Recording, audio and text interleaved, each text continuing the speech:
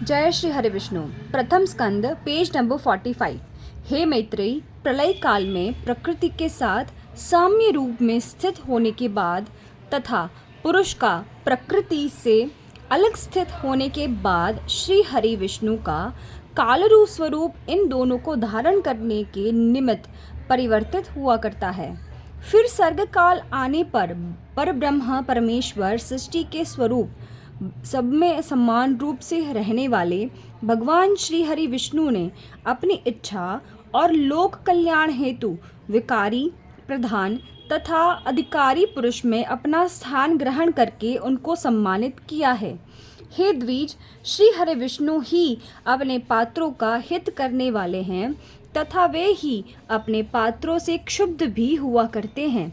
ऐसा ही स्वरूप और स्वभाव है प्रभु का, और साम्य तथा शोभाग में प्रधान स्वरूप में भी भगवान का समावेश है। ब्रह्मा इत्यादि सब देवों के देव श्री हरि विष्णु भगवान ही ब्रह्मादि जीव स्वरूप समिष्ट व्ययिष्ट रूप और महत्व रूप द्वारा स्थित है।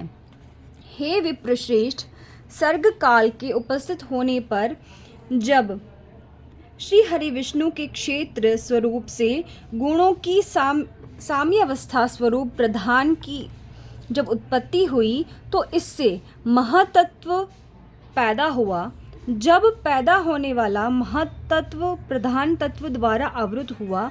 महतत्व को तीन प्रकार से जाना समझा जाता है। पहला सात्विक, दूसरा राजस तथा तीसरा है तामस। सात्विक प्रवृत्ति के प्राणी शुद्ध मनोभाव तथा भोग विलास से दूर रहने वाले प्राणी होते हैं। इनमें घमंड नाम मात्र को भी नहीं होता।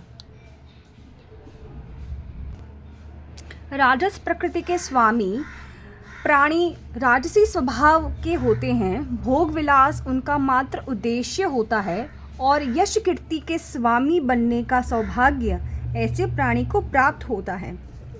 तामस प्रकृति के स्वामी प्राणी को भोग विलास, मदिरा पान और धर्म का नाश करने वाला प्राणी माना गया है।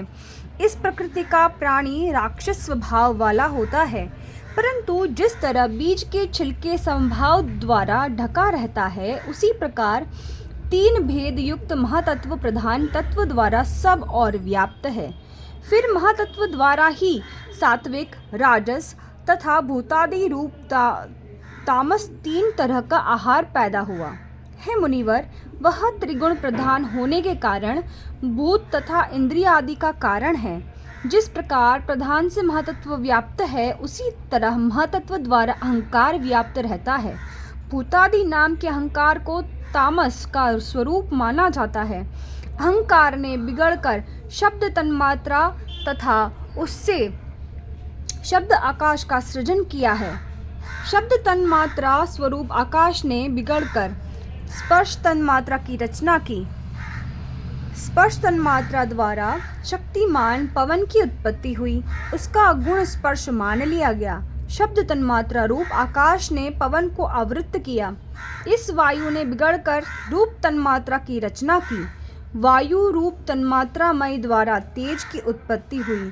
उसका गुण रूप कहलाया जाता है। स्पर्श तन्मात्रा रूप वायु ने रूप तन्मात्रा प्रधान तेज को अपने अंदर ढक लिया है।